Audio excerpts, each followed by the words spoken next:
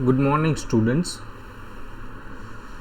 हमने previous lecture में glucose का स्ट्रक्चर कैसे बनता है और उसको हमने प्रूव कैसे किया था उसके बारे में डिटेल में डिस्कशन किया था। तो सबसे पहले ये बहुत ही इम्पोर्टेंट टॉपिक था हमारे लिए, मोस्ट इम्पोर्टेंट था, तो उसका एक बार रिवीजन बनता है। So first thing was the molecular formula for glucose was C6H12O6. We know that, right? Okay. हमने जो सबसे पहला टेस्ट किया था HI के साथ, हमने बहुत देर तक उसको हीट किया था और वहाँ पे हमें नॉर्मल हेक्सेन मिला था प्रोडक्ट के रूप में। तो वहाँ से प्रूव हुआ था कि हमारे पास जो 6 कार्बन है वो 6 कार्बन एक कंप्लीट सीरीज में है। वहाँ पे कहीं पे भी कोई कार्बन अलग नहीं है, यानी कि ब्रांच नहीं है, 6 के 6 कार्बन स्ट्रेट है। ये हमने सबसे पहली चीज़ प्रूव की थी। उसके बाद हमने NH2OH एंड HCN से प्रूव किया था कि यहाँ पे कोई एक C डबल बॉन्ड O होगा, कार्बोनाइल बॉन्ड, कोई एक तो कार्बोनाइल बॉन्ड यहाँ पे होगा ही। ठीक है। After that we proved that a simple thing, इसका प्लेस कहाँ है, where can we get carbonyl group. It was simple.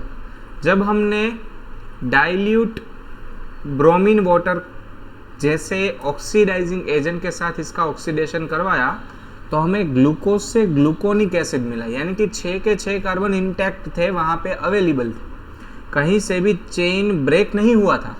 इसका मतलब है कार्बन डबल बॉन्ड ऑक्सीजन पहले कार्बन पे है, यानी कि carbonyl group as a aldehyde जुड़ा हुआ है यहाँ पे। आफ्टर दैट हमने एस्टरिफिकेशन किया तो हमें पेंटा एसीटेट प्रोडक्ट मिला, यानी कि उससे प्रूव हुआ कि हमारे स्ट्रक्चर के अंदर टोटल 5 OH जुड़े हुए हैं। ऑलवेज याद रखना, तीसरे कार्बन का OH ऑलवेज लेफ्ट साइड रहेगा। ओके, सो इसके ऊपर 5 OH जुड़े हुए हैं। ठीक है। उसके बाद हमने ये प्रूव किया कि यहाँ पे प्राइमरी अमाइन है, यानी कि प्राइमरी अल्कोहल है, यानी कि जो पहला OH है इस कार्बन का OH वो प्राइमरी अल्कोहल होगा, क्योंकि उसने भी ऑक्सीडेशन के बाद COOH में अपना कन्वर्जन कर दिया, यानी कि ऊपर भी COOH नीचे भी COOH, वो मिला हमें सैक्रिक एसिड। अगर सिर्फ एल्डिहाइड COOH में कन्वर्ट होगा तो होगा ग्लूकोनिक एसिड, और ये और CH2OH दोनों अगर कन्वर्ट होते हैं तो वो हो जाएगा सैक्रिक एसिड। ठीक है। अब जो कोई भी बॉन्ड बचा है वो होगा हाइड्रोजन से जुड़ा हुआ। तो ये हमने बनाया हमारा ग्लूकोज का स्ट्रक्चर, जो कि फिशर ने प्रूव किया था। ठीक है। फिशर का ग्लूकोज का स्ट्रक्चर हुआ ये। देखो, पहले हमने प्रोलॉन्ग्ड हीटिंग किया HI के साथ, तो हमें नॉर्मल हेक्सेन मिला, जो प्रूव करता है कि हमारा कंपाउंड स्ट्रेट चेन वाला कंपाउंड है, उसमें कोई ब्रांच नहीं है। तो 6 कार्बन स्ट्रेट हुए उसमें। फिर हमने हाइड्रोक्साइल अमाइन से हमें मिला ऑक्साइन, यानी कि NH2OH से रिएक्ट करवाया था, और फिर हमने हाइड्रोजन साइनाइड HCN से रिएक्ट करवाया तो वहाँ पे एडिशन रिएक्शन हुआ और साइनोहाइड्रिड मिला, जो कि प्रूव करता है कि यहाँ पे कार्बोनाइल ग्रुप है C डबल बॉन्ड O। अब हम C डबल बॉन्ड O का प्लेस फाइंड करेंगे कहाँ पे है। जब हमने ऑक्सीडेशन किया तो 6 के 6 कार्बन मिलके हमें कार्बोक्सिलिक एसिड देते हैं, ग्लूकोनिक एसिड। कहीं से भी चेन ब्रेक नहीं होता। अगर कीटोन होता तो बीच में से चेन ब्रेक होता है ऑक्सीडेशन के बाद। समझ में आया? यहाँ पे तो ऐसी कोई चीज़ होती नहीं है। उसके लिए हमने यूज़ किया था mild oxidising agent bromine water. उसमें से जो CHO था एल्डिहाइड वो कन्वर्ट हो गया COOH में, तो ग्लूकोज से हुआ ग्लूकोनिक एसिड। बाद में हमने OH फाइंड आउट करने के लिए एस्टरिफिकेशन किया, जिसका दूसरा नाम है एसिटाइलेशन। तो वहाँ पे हमें पेंटा एसीटेट प्रोडक्ट मिली, यानी कि उसके अंदर 5 OH थे क्योंकि 5 एसीटेट ग्रुप जुड़े उसमें। तो उससे ये प्रूव हुआ कि यहाँ पे 5 OH लगे हैं 5 डिफरेंट कार्बन के ऊपर। ओके, उसके बाद हमने नाइट्रिक एसिड से उसका ऑक्सीडेशन करवाया, तो ग्लूकोज और ग्लूकोनिक एसिड दोनों डाइकार्बोक्सिलिक एसिड सैक्रिक एसिड में कन्वर्ट हो गए, यानी कि ऊपर भी COOH, नीचे भी COOH, बीच में CHOH 4 बार, यानी कि ग्लूकोज भी हमें सैक्रिक एसिड देता है और ग्लूकोनिक एसिड भी सैक्रिक एसिड देता है। ये सारे एक्सपेरिमेंट के रिजल्ट के बेसिस पे फिशर ने हमें तीनों कंपाउंड के स्ट्रक्चर दिए। पहला जो है ग्लूकोज का है, जैसा कि मैंने आपको ड्रॉ करके दिखाया था। दूसरा जो है ग्लूकोनिक एसिड का है। तीसरा जो है सैक्रिक एसिड का है। अब हमें DNL नोमेनक्लेचर पढ़ना है। DNL nomenclature. ओके, हमारा जो सबसे पहला कायरल कार्बन होगा, ये वाला बीच का, ये जो क्रॉस है, ये पहला हमारा कायरल कार्बन हुआ। ठीक है, ये जो कायरल कार्बन है हमारा, ये किराल कार्बन अगर अपना OH राइट साइड रखता है तो वो होगा डी ग्लूकोज, डी कन्फिगुरेशन कहा जाएगा। तो ये हो गया डी ग्लूकोनिक एसिड और ये हो गया डी सैक्रिक एसिड। ओके, उसके बाद ज़्यादा रेफरेंस के लिए उन्होंने ग्लिसरॉल्डिहाइड का एग्जाम्पल भी दिया है। देखो, अगर OH लेफ्ट राइट साइड में है तो वो होगा डी ग्लिसरॉल्डिहाइड, और अगर राइट साइड में है तो वो होगा L ग्लिसरॉल्डिहाइड। तो उन्होंने सिंपली DNL को डेक्स्ट्रो एंड लीवो से जोड़ दिया है। मोस्ट कॉमनली जब कभी भी हम डेक्स्ट्रो रोटेटरी कंपाउंड लेते हैं तो वहाँ पे OH हम कहाँ ड्रॉ करेंगे? राइट हैंड साइड पे, जो हमारा D कन्फिगुरेशन हो जाएगा, capital D। Actually capital D N plus के साथ कोई रिलेशन ही नहीं है, आप 11th में पढ़े होइए। और वैसे ही अगर लीवो रोटेटरी होगा यानी तो हम उसको ड्रॉ कैसे करेंगे कि OH है वो लेफ्ट हैंड साइड रहेगा, L कैपिटल L कन्फिगुरेशन उसे कहा जाएगा। फिर से बताता हूँ, कैपिटल L माइनस यानी कि लीवो रोटेटरी के साथ कोई रिलेशन नहीं है।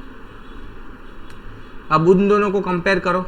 ऑलवेज याद रखो, नीचे से पहला जो कार्बन रहता है उसी की बात करनी है आपको। अगर OH राइट हैंड साइड पे है तो कैपिटल D, और अगर लेफ्ट हैंड साइड पे है तो कैपिटल L। ओके, चलो अब हम बात करते हैं साइक्लिक स्ट्रक्चर ऑफ ग्लूकोज। हमने अभी स्ट्रेट स्ट्रक्चर प्रूव किया है ग्लूकोज का, ठीक है, लीनियर स्ट्रक्चर हमने ग्लूकोज का प्रूव किया। अब हम प्रूव करेंगे साइक्लिक स्ट्रक्चर। भाई ये साइक्लिक स्ट्रक्चर ग्लूकोज का कैसे बनता है, क्यों बनता है, सबसे पहले उसके बारे में बात करते हैं, कौन सा रेजोनेंस होता है। देखो, ये हमारा ग्लूकोज का मॉलिक्यूल है। चलो, ये हमने रेफरेंस के लिए लिखा था, इसको यहाँ से निकाल देता हूँ मैं ताकि बीच में ना आए। ओके, सो ये जो हमारा ग्लूकोज का मॉलिक्यूल है, यहाँ पे रेजोनेंस होता है। ठीक है, साइक्लिक और एलिफेटिक के बीच में रेजोनेंस होगा, ये हमें साइक्लिक स्ट्रक्चर देगा। कैसे? ये जो पहला कार्बन है यहाँ से पाई बॉन्ड ब्रेक होगा, अच्छे से देखना। चलो मैं एक और चीज़ चेंज करता हूँ यहाँ पे ताकि आपको समझने में दिक्कत ना हो। ये डबल बॉन्ड O है, उसको मैं अपर साइड ले लेता हूँ। ठीक है, चलो यहाँ पे मैं उसको ड्रॉ कर देता हूँ डबल बॉन्ड O, ताकि आपको कोई समझने में दिक्कत ना हो।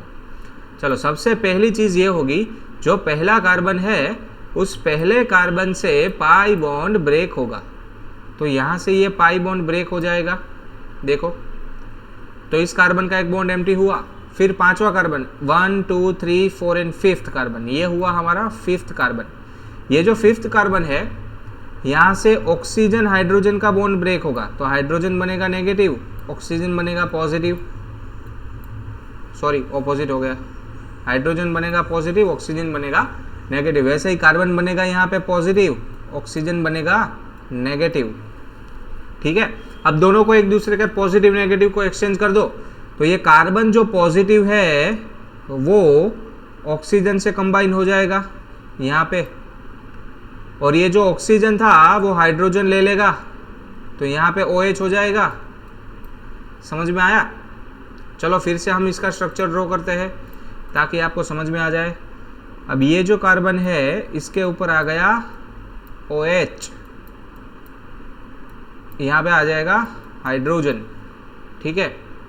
अब OH को हम यहाँ पे ड्रॉ नहीं करेंगे, OH को हम ऑलवेज लेफ्ट और राइट में ही रखेंगे, ठीक है। यहाँ पे आ गया OH। फिर जो दूसरा कार्बन था वो तो जैसा था वैसा का वैसा ही रहेगा, OH का OH एंड यहाँ पे H। तीसरा carbon always left side OH carry करता है, याद रखना, इस तरफ H। फिर चौथा कार्बन OH एंड H। अब जो फिफ्थ कार्बन है यहाँ से इन दोनों का बॉन्ड बनेगा और इन दोनों के बीच में एक ऑक्सीजन शेयर होगा। देखो जो यहाँ पे ये जो ऑक्सीजन है दोनों कार्बन के बीच में शेयर होता है ना, तो ये हो गया साइक्लिक कंपाउंड। और इस तरफ हाइड्रोजन और इस कार्बन के ऊपर एक बनेगा CH2OH। समझ में आई पूरी बात? अब अगर इसी चीज को आप किसी और तरीके से रिप्रेजेंट करते हो, जैसे कि मैंने यहाँ पे किया है, कैसे अलग तरीके से रिप्रेजेंट करना है, तो मैं ये OH और H का प्लेस एक्सचेंज करता हूँ पहले कार्बन का। क्यों? क्योंकि जब ये साइक्लिक कंपाउंड बनता है तो OH लेफ्ट हैंड साइड पे भी रह सकता है पहले कार्बन का और राइट हैंड साइड पे भी रह सकता है। तो ये हो गया अल्फा ग्लूकोज और ये हो गया बीटा ग्लूकोज। अगर राइट हैंड साइड पे OH होगा तो वो होगा अल्फा ग्लूकोज, और अगर लेफ्ट हैंड साइड पे होगा तो होगा बीटा ग्लूकोज। अब नीचे से जो कार्बन है उसमें OH राइट हैंड साइड है तो हो गया अल्फा डी ग्लूकोज और ये हो गया बीटा डी ग्लूकोज। इस कार्बन का देखना होगा, ठीक है। क्लियर हुई बातें? तो आपके पास इस कंपाउंड से दो अलग अलग कंपाउंड मिलते हैं, या तो अल्फा डी ग्लूकोज मिलेगा या तो बीटा डी ग्लूकोज मिलेगा। यानी कि इसका जो एल्डिहाइड है CHO ये फ्री नहीं है, ये कंप्लीटली रेजोनेंस होता रहता है कंपाउंड दो स्ट्रक्चर के बीच में। अगर फ्री एल्डिहाइड नहीं होगा तो वो हमें ऑक्सैम टेस्ट नहीं देगा। NH2OH के साथ ऑक्सैम उसका जो पेंटा एसिडेट रहता है, हमने एस्टरिफिकेशन के बाद पेंटा एसिडेट कंपाउंड बनाया था, याद है आपको लास्ट लेक्चर में? देखो दिखाता हूँ वापस से, देखो ये चीज़, ये जो पेंटा एसिडेट कंपाउंड है टेस्ट नंबर 5 में बनाया था, इसके अंदर जो एल्डिहाइड है ये एल्डिहाइड आपको रिएक्शन नहीं दे पाता है। कौन सी? ये ऊपर वाली ऑक्सैम नहीं बना पाता, वो हाइड्रोक्साइल अमाइन के साथ रिएक्शन वो नहीं कर पाता, ऑक्सैम नहीं बना पाएगा, यानी कि उसके अंदर फ्री एल्डिहाइड अवेलेबल नहीं है, ठीक है। तो चलो सबसे पहले दिक्कतें क्या थी उसके बारे में बात करते हैं। The structure of glucose explain most of its property but following reactions and facts could not be explain by the structure. Linear structure, Fischer structure जो है वो नीचे दी गई टेस्ट को प्रूव नहीं कर पाता है। सबसे पहली बात जो है कि वो एल्डिहाइड कैरी करता है CHO, ठीक है, ग्लूकोज के अंदर CHO रहता है, फिर भी ग्लूकोज हमें स्कीफ टेस्ट नहीं देता है। क्यों भाई, क्यों स्कीफ टेस्ट नहीं देता है? क्योंकि एल्डिहाइड तो है लेकिन कंटिन्यूसली रेजोनेंस होता है उसका, फ्री एल्डिहाइड नहीं है उसके अंदर। अगर फ्री एल्डिहाइड होता तभी वो स्कीफ टेस्ट दे पाता। दैट्स वाई वो NaHSO3 के साथ मिलके हाइड्रोजन सल्फाइड का एडिशन प्रोडक्ट नहीं बना पाता है। या पढ़े हो Schiff test, aldehyde, ketone and carboxylic acid chapter में, आपको याद ही होगा, ठीक है। फिर दूसरी मैंने बात आपको बताई थी कि भाई जो पेंटा एसिडेट रहता है ग्लूकोज का, जो हमने वहां पे 5th रिएक्शन में बनाया था, वो हमें हाइड्रोक्साइल अमाइन के साथ रिएक्शन नहीं करने देगा। क्यों? क्योंकि भाई उसके अंदर फ्री CHO नहीं है, कंटिन्यूसली उसका रेजोनेंस होता है साइक्लिक स्ट्रक्चर के रूप में। तीसरी बात क्या एक्सप्लेन नहीं कर पाते? तो भाई ग्लूकोज के दो डिफरेंट क्रिस्टलाइज्ड फॉर्म है, alpha glucose and beta glucose. जैसा कि मैंने आपको बताया अभी अभी आपको दिखाया ना, ये हो गया अल्फा डी ग्लूकोज एंड ये हो गया बीटा डी ग्लूकोज। तो ये दोनों स्ट्रक्चर कैसे बनते हैं, क्यों बनते हैं, वो हमें फिशर स्ट्रक्चर से एक्सप्लेन नहीं होता है क्योंकि वो लीनियर था, ये साइक्लिक है। ठीक है, अब 1 मार्कर क्वेश्चन है, अंडरलाइन कर लेना। Alpha form of glucose obtained by crystallisation of concentrated solution of glucose at 303 kelvin. Alpha D glucose कब मिलता है, जब हम ग्लूकोज को 303 केल्विन यानी कि 30 डिग्री सेल्सियस पे रखते हैं और उसको रिक्रिस्टलाइज करते हैं तो हमें अल्फा ग्लूकोज मिलता है, जिसका मेल्टिंग पॉइंट याद रखना है 419 केल्विन, अल्फा ग्लूकोज का मेल्टिंग पॉइंट। और वैसे ही बीटा ग्लूकोज मिलता है हमें crystallise form of hot and saturated aqueous solution of 371 kelvin. अब इसको ज्यादा हीट करो ग्लूकोज के सॉल्यूशन को, 371 पे उसको हीट करना है, फिर उस टेम्परेचर पे उसको रिक्रिस्टलाइज करना है, तब हमें मिलेगा बीटा डी ग्लूकोज। ये दोनों के बीच का मेजर डिफरेंस हुआ। ओके, चलो अब हम बात करते हैं ऐसी चीजें क्यों होती है, जो कि मैंने आपको ऑलरेडी एक्सप्लेन कर दिया। This behaviour could not be explain by the open chain structure of the glucose. Fischer के स्ट्रक्चर से ये चीजें एक्सप्लेन नहीं होगी। That's why it was proposed that one of the OH group may add to the CHO group and form a cyclic hemiacetal structure। हेमीएसिटाल क्या होता है वो भी आप आल्डिहाइड कीटोन कार्बोक्सिलिक एसिड में पढ़े हो। जब आल्डिहाइड और आल्डिहाइड के जगह आप कोई भी कार्बोनिल ग्रुप ले सकते हो। अगर कीटोन होगा तो हमें एसिटाल मिलेगा, अगर आल्डिहाइड होगा तो हमें हेमीएसिटाल मिलेगा। आपने ये रिएक्शन ऑलरेडी किया है। तो यहाँ पे भी साइक्लिक कंपाउंड बनता है, मेन पर्पस मेन कॉन्सेप्ट होगा उसका हेमीएसिटाल वाला। ठीक है, it was found that glucose forms 6 membered ring in which OH is at 5th carbon will be involved in the ring formation. This explains the absence of CHO group and also existence of glucose in 2 forms as shown below. ये हमें alpha beta structure भी explain करता है, cyclic structure भी explain करता है, और वो हाइड्रोक्साइल अमाइन के साथ रिएक्शन क्यों नहीं करता है पेंटाएसिटाइल उसका, वो भी एक्सप्लेन करता है। वो NaHSO3 के साथ रिएक्शन क्यों नहीं करता, स्किफ रिएक्शन, वो भी एक्सप्लेन करता है। तो ये सारी चीजें एक्सप्लेन होती है साइक्लिक स्ट्रक्चर की, जो 6 मेंबर्ड रिंग है। 6 में से एक ऑक्सीजन होगा, 5 कार्बन रहेंगे। ठीक है, देखो जैसे कि मैंने आपको बताया ग्लूकोज जो है वो अल्फा डी ग्लूकोज और बीटा डी ग्लूकोज में कन्वर्ट होगा। ओके, अगर OH पहले कार्बन का OH राइट हैंड साइड पे है तो अल्फा, और अगर लेफ्ट हैंड साइड पे है तो बीटा डी ग्लूकोज वो कहा जाएगा। 2 cyclic hemiacetal forms of glucose differ only in the configuration of hydroxyl compound in carbon 1। उसे हम एनोमेरिक कार्बन कहेंगे। कार्बन 1 एनोमेरिक कार्बन कहा जाएगा। उसका मतलब है ऐसा कार्बन जिसके ऊपर ऐसा कार्बन जो एल्डिहाइड ग्रुप के तरह पे है और वो कंटिन्यूसली रेजोनेंट होता रहता है। Aldehyde carbon before crystallisation. Okay, ऐसे आइसोमर का 2 फॉर्म दिया है, alpha form and beta form, जिसको हम एनोमर्स कहेंगे। Remember, one more type of isomerism emerge in this chapter. It is anomers, alpha and beta. ठीक है,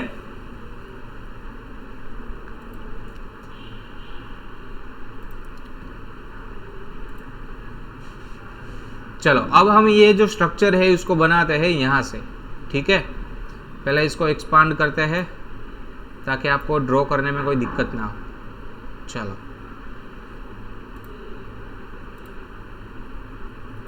अब अच्छे से ध्यान देना। ठीक है, सबसे पहले तो मैं इस स्ट्रक्चर को यहाँ से नीचे हटा लेता हूँ ताकि आपको रेफरेंस के रूप में यहाँ पे ही मिले स्ट्रक्चर। चलो कंट्रोल X कंट्रोल V, सो इसको मैं नीचे ले लेता हूँ यहाँ पे। ठीक है, यहाँ से इसको निकाल देता हूँ ताकि हम यहाँ पे ही इसको ड्रॉ कर सकें। चलो, तो अब हमारे पास जो अल्फा डी ग्लूकोज का स्ट्रक्चर है उसको रिंग में कन्वर्ट करते हैं। चलो, सबसे पहले ये ऑक्सीजन ड्रॉ करते हैं। ठीक है, ध्यान देना अच्छे से, हेक्सागोनल बनाना है, 6 मेंबर्ड रिंग है। चलो ये, अरे भाई साहब पेन ले लो। चलो, ये हो गया ऑक्सीजन हमारा। इस ऑक्सीजन से पहला कार्बन कनेक्ट है जिसको हम नीचे की ओर ड्रॉ करेंगे। ये हो गया हमारा पहला कार्बन, कार्बन 1, ये वाला। ठीक है, राइट साइड जो होगा वो नीचे की ओर रहेगा, जो राइट साइड है वो नीचे की ओर रहेगा, तो OH आएगा नीचे, और जो लेफ्ट साइड है वो ऊपर की ओर रहेगा, तो H आएगा ऊपर। ध्यान देना अच्छे से। चलो, अब दूसरा, उस कार्बन से कनेक्टेड है दूसरा कार्बन, तो यहाँ पे मैंने दूसरा कार्बन कनेक्ट किया। दूसरे कार्बन पे OH राइट हैंड साइड पे है, तो राइट साइड वाली चीज़ें नीचे की ओर और लेफ्ट साइड वाली चीज़ें ऊपर की ओर, तो हाइड्रोजन आएगा ऊपर की ओर। ठीक है, अब उस कार्बन से तीसरा कार्बन कनेक्ट होगा। चलो, ये हो गया हमारा तीसरा कार्बन कनेक्ट। तीसरे कार्बन के ऊपर OH जो है वो लेफ्ट हैंड साइड पे है, तो OH रहेगा ऊपर, H रहेगा नीचे, तो ये हो गया OH। चलो, ये लाइन थोड़ा स्ट्रेट नहीं हुआ है तो उसको मैं स्ट्रेट बना देता हूँ। ठीक है, अरे भाई कहाँ चले गए। चलो, ये रहा। चलो, अब हम बात करते हैं 1 2 3 कार्बन हुए, ये हो गया हमारा 4th कार्बन, कार्बन नंबर 4। चलो, चौथे कार्बन के ऊपर राइट साइड वाली चीज़ें नीचे, OH आएगा नीचे और H आएगा ऊपर। ठीक है, चलो अब बात करते हैं 5वें कार्बन की।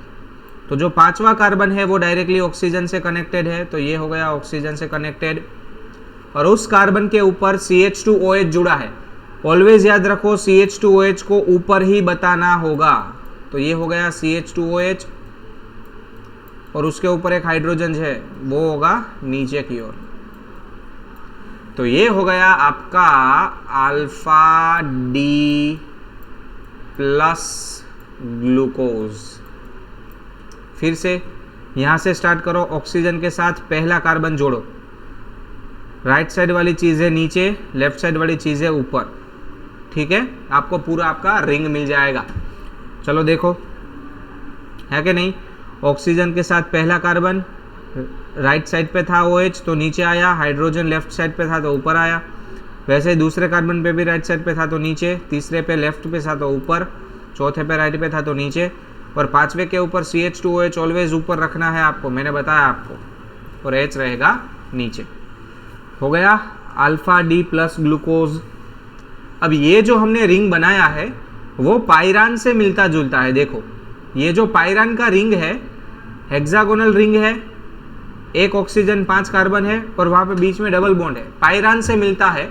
दैट्स वाई ग्लूकोज के साइक्लिक रिंग को हम पायरानोज कहेंगे, उसके नाम के ऊपर से इसका नाम रखा गया है पायरानोज स्ट्रक्चर। तो 2 पायरानोज स्ट्रक्चर हुए, alpha pyranose structure and beta pyranose structure. चलो, अल्फा और बीटा में क्या डिफरेंस रहेगा, तो जो पहला कार्बन है उसका OH ऊपर है तो वो हो जाएगा बीटा, और अगर नीचे है तो हो जाएगा अल्फा। ठीक है, चलो, the 6 membered cyclic structure of glucose is called pyranose structure alpha और beta in analogy with pyran. Pyran से मिलता है, दैट्स वाई पायरान खास याद रखना है आपको। Pyran is a cyclic organic compound with 1 oxygen and 5 carbon atom in a ring. Likewise, cyclic structure of glucose. ये चीजें आपको याद रखनी है। अगर बीटा का बनाना है तो आप यहां से बीटा का बना सकते हो। सिर्फ डिफरेंस क्या रहेगा, इसको कॉपी कर लो पहले यहां से। ओनली डिफरेंस क्या रहेगा दोनों के बीच में, एक ही डिफरेंस रहेगा दोनों के बीच में। क्या, तो भाई जो OH है वो हमने यहाँ पे नीचे ड्रॉ किया है, वो यहाँ पे ऊपर आ जाएगा और H नीचे आ जाएगा। बस यहाँ पे आएगा OH और नीचे आएगा H। ये हो गया beta D plus glucose. Alpha की जगह हो जाएगा बीटा। ठीक है, चलो हमारा जो नेक्स्ट स्ट्रक्चर है, नेक्स्ट कंपाउंड है, नेक्स्ट मोनोसेकेराइड है, वो है फ्रुक्टोज। जैसे कि ग्लूकोज का मॉलिक्यूलर फॉर्मूला था C6H12O6, वैसे ही फ्रुक्टोज का भी फॉर्मूला है C6H12O6। फर्क इतना है, ग्लूकोज के अंदर एल्डिहाइड था, कीटोन के फ्रुक्टोज के अंदर होगा कीटोन। देखो जरा, बहुत ही इजी चीज है। Fructose is a important keto hexose, 6 carbon, that's why hexose, और कीटोन ग्रुप है, that's why keto. And ketone group पहले कार्बन पे तो हो नहीं सकता, कीटोन ग्रुप होगा दूसरे कार्बन पे। देखो यहाँ पे है दूसरे कार्बन पे ketone. It is obtained along with the glucose by the hydrolysis of disaccharide sucrose. आपको पता ही है, सुक्रोज जो है उसको अगर हम हाइड्रोलाइज करते हैं तो उसमें से एक ग्लूकोज मिलता है, एक फ्रुक्टोज मिलता है, right. It is a natural monosaccharide found in fruits, honey and vegetables. In its pure form it is used as a sweetener. As a sweetener ये यूज होता है, और ये बहुत ही ज़रूरी कीटो हेक्सोस है। दूसरे कीटो हेक्सोस को समझने के लिए बहुत ज़रूरी है ये। चलो, fructose also has a molecular formula C6H12O6, and on the basis of its reaction it was found to contain ketonic functional group on carbon number 2 and 6 carbon in straight chain as in the case of glucose. It belongs to the D series and it is levorotatory. So D minus होगा, मैंने पहले ही बताया था आपको, plus minus का कोई relation नहीं है। कैपिटल डी माइनस भी हो सकता है, प्लस भी हो सकता है। देखो यहाँ पे उसका एग्जांपल आ गया, डी माइनस फ्रुक्टोज मिला हमें। चलो, तो अब हम बात करेंगे फ्रुक्टोज के बारे में। ठीक है, तो ये सारी चीज़ें हमने एक्सप्लेन की थी ग्लूकोज के बारे में, अब हम बात करते हैं फ्रुक्टोज के बारे में। चलो, तो सबसे पहली चीज़ हम करते हैं, फ्रुक्टोज का स्ट्रक्चर बनाते हैं। पहले कार्बन पे होगा CH2OH। क्यों? क्योंकि कीटोनिक है, एल्डिहाइड नहीं है, तो दूसरे कार्बन पे आ जाएगा C डबल बॉन्ड O। और तीसरे पे मैंने बोला था आपको OH always left hand side रहता है, इस तरफ होगा हाइड्रोजन। चौथे कार्बन पे वापस से आ जाओ, यहाँ पे OH एंड इस तरफ होगा H। फिर पांचवा carbon same again OH and H, क्योंकि पांचवा कार्बन डिसाइड करेगा कैपिटल D कैपिटल L। और छठे कार्बन पे होगा CH2OH अगेन। सो पहले और लास्ट कार्बन दोनों के ऊपर होगा CH2OH, प्राइमरी अल्कोहल। अब इसका हमें साइक्लिक कंपाउंड बनाना है, चलो बनाओ। देखो जरा, ये भी अल्फा बीटा 2 स्ट्रक्चर बनाता है, लेकिन अब फर्क इतना होगा, वहां पे पहले कार्बन से लिंकेज था, यहाँ पे दूसरे कार्बन से होगा। चलो, तो ये हो गया कार्बन पे, ये पहला कार्बन नहीं है, दूसरा है। ठीक है, तीसरा, चौथा, पांचवा और छठा कार्बन तो रहेगा CH2OH के रूप में ही। ठीक है, चलो, पांचवें कार्बन का जो ऑक्सीजन है वो यहाँ से डायरेक्टली कनेक्ट होगा इस कार्बन से, पांचवें कार्बन से। ठीक है, थोड़ा लंबा हो गया, यहाँ पे आ जाएगा ऑक्सीजन। चलो, अब तीसरे कार्बन का तो आपको पता है, तीसरे कार्बन पे होगा OH on the left side, H on the right side. चौथे का आपको पता है, राइट साइड पे OH, लेफ्ट साइड पे H। इसका एक H बाकी है ड्रॉ करना। अब बचा पहला कार्बन, तो अगर OH राइट हैंड साइड पे है तो वो पहला कार्बन रहेगा लेफ्ट हैंड साइड पे, CH2OH। ठीक है, तो ये हो गया अल्फा डी माइनस फ्रुक्टोज। समझ में आया? चलो, इसका साइक्लिक स्ट्रक्चर भी बना लेते हैं साथ में ही। पहला कार्बन, दूसरा, तीसरा, चौथा, पांचवा और छठा कार्बन दूसरे कार्बन से कनेक्टेड है, रिंग याद रखना। चलो, तो पेंटागोनल रिंग बनेगी, एक ऑक्सीजन और 4 कार्बन की वाली। चलो इस ऑक्सीजन से पहले कनेक्ट करो कार्बन, तो ये कार्बन, चलो जो कार्बन पहला कनेक्टेड है उसके अगर नीचे OH हुआ तो वो होगा अल्फा, और अगर ऊपर OH हुआ तो वो होगा बीटा, CH2OH। ये पहला कार्बन है, एक्चुअली दूसरा कार्बन, पहला कार्बन तो ये हुआ ना। चलो अब इसको हम कनेक्ट करते हैं दूसरे कार्बन से, ये हो गया हमारा दूसरा कार्बन, यानी कि ये वाला। इस कार्बन के ऊपर OH लेफ्ट साइड पे है तो वो OH आएगा ऊपर, H आएगा नीचे। चलो फिर ये हो गया ये वाला कार्बन, यहाँ पे OH आएगा नीचे और H आएगा ऊपर, और अब आएगा लास्ट कार्बन, तो ये हो गया हमारा लास्ट कार्बन। इस कार्बन के ऊपर मैंने आपको बताया था कि आपको CH2OH ऑलवेज ऊपर ड्रॉ करना होगा लेफ्ट हैंड साइड पे, और H होए वो आएगा नीचे की ओर। यहाँ पे इसको कनेक्ट कर दो, तो ये हो गया आपका पेंटागोनल रिंग। ठीक है, समझ में आया आपको? ये हो गया अल्फा डी माइनस फ्रुक्टोज। देखो यहाँ पे ये फ्यूरान से मिलता है, जैसे ग्लूकोज पायरान से मिलता है, ये फ्यूरान से मिलता है, दैट्स वाई इसको फ्यूरानोज कहते हैं। चलो देखो, it also exist in 2 cyclic forms, D minus fructose by the addition of OH of 5th carbon to the 1st carbon. The ring thus formed is a 5-member ring and it named as a furanose, similar to the furan. Furan has 5-membered cyclic ring with 1 oxygen and 4 carbon atoms, likewise ours. और ये उसके cyclic structures, जैसे कि मैंने बोला अगर OH नीचे है तो अल्फा और अगर ऊपर है तो बीटा। तो ये हमने बात की फ्रुक्टोज के बारे में। ठीक है, so that's it for this lecture. In next lecture we are going to discuss about next topics. Okay, thank you so much.